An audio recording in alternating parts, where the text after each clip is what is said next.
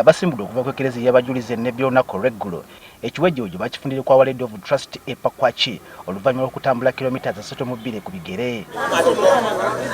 Kati nkyaleero tubasanze bafuna kyakulya ko n'okugolola ebinywa nga beeteekerateekera okutambula olugendo olubatuusa e Karuma mu disitulikiti y'e Nwoya. Kyokkola okuva e Pakwaki okutuuka e Nwoya waliwo ekuumiro ly'ebisolo Murchison National Park kyakanyiziddwako nti Abalamazi batambulire ku bidduka okubatangira okunenengana n'ebisolo. Okwetegekera olugendo luno olw'essaawa ezisukka mu nnya nga bayimiridde ku loole basoose kukola ku dduyiro nga bayita mu nnyimba ez'okusinza. Kino tekitobedde basejjako okulaga ssanyu lyabwe ko n'okwesunga ekifo ekitukuvu ky'e Namugongo gye boolekedde. Omwana ono w'emyaka 11 ye mulamuzi asinga obuto okuva e Nebbi tumusanze omu ku bateekerateekera olugendo.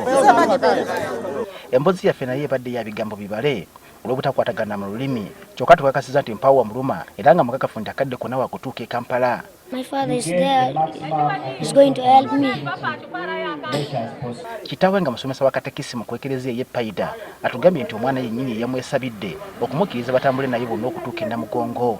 He also said that I'm going to move with him so that when he goes to Namugongo, he will take St. Kizito to be his companion for life. Mutabani wamugeddeko ng'omwana omukakkamu era ayagala ennyo Katonda ng'ekigendererwa kye kyakolera ku kijjukizo kya Kizito omuto omuwolereza waabwe ng'abaana.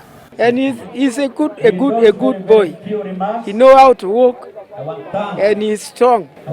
Ono y'omu ku batambuza ebigere okwolekera Namugongo mu mwaka 2007 kale nga n'omwaka guno bwe yakitegeddeeko kwe kusalawo abeegatteko. The journey seems to be long, but that time we were few. So for only 5 days we reached Namugongo. Only 5 days.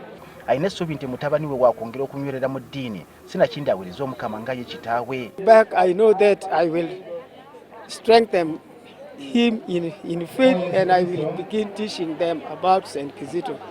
Paulo Mungu Jeberi Eric gwe twakulaze nga atambuza ebigere ku kagaali k'abalema tumusanze afuna kyakulya ne tayolekera olugendo olusigaddeyo. Ono atugambye nti mbawo kitundu ku mubiri gwe kyonna ekimuluma newankubadde nga gwe gwasoose okutambuza ebigere olugendo luwanvu bw'ati ng'ali kagaali. I made it. It was even my first time just to move in a long journey like that. I never moved, but yesterday I made it. Even I'm fit. Kyokka tugambye nti olw'oluguudo lubi waliwo ebitundu byamusomoozezza kyokka ng'obwedda munyanyi wa musuula omukono. Yeah, some place it was difficult to move, but what I thank God because it was one of my friends who have been with me. They have been helping me to push me whether there is a hill place. Okumanya olugendo luno yabadde alwetegekedde atugambye nti byasimbudde nabo bamusanze yatuuse edda nga nnyona ku mazzi. We reached here at around 6:24 minutes, but while others they reached at 8. Even it was late. While for us we have been taking tea, everything. We are just enjoying Pakwasi. Okubeewaza obubenje ku lugendo lwe basigazzaayo waliwo omutuuze munnaabwe Dennis Alieko abawadde obujaketi bukamyanso obuyite reflector jackets ko ne seppeewo zibasiikiriza omusana. Okuwominga redde n'olaba abantu banfe bano bonna baganda bange ndi mukatuliki so mukatuliki munaabeera muganda wo. Okuva Pakwaki we basuze bano batikiddwa ku loole wakati mu ssanyu ko n'okutendereza ne boolekera Karuma ku ludda olw'e Nwoya we bagenda okusisira okutuusa olunaku olw'enkya. Essaawa nga kyezijje ziwere 7 ez'emisana emmotoka ezibadde zitisa Abalamazi bano zitandise okuseeyeeya mpolampola nga zoolekera Karuma ku lugendo lwa kilomita 18.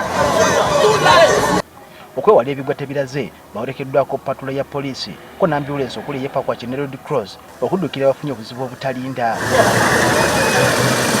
Ku makubo obudde basibula bannaabwe batasobodde kutambula ko n'okubaagaliza olugendo olulungi. Olunaku olwaleero Abalamazi bano bawezezza kilomita 140 ze bakakongola ku kilomita 428 ze balina okutambula okutuuka e Namugongo nga kaakano babuzeewo kilomita 298 okutuuka e Kampala. Samuel Sebuliba agafa Perspective.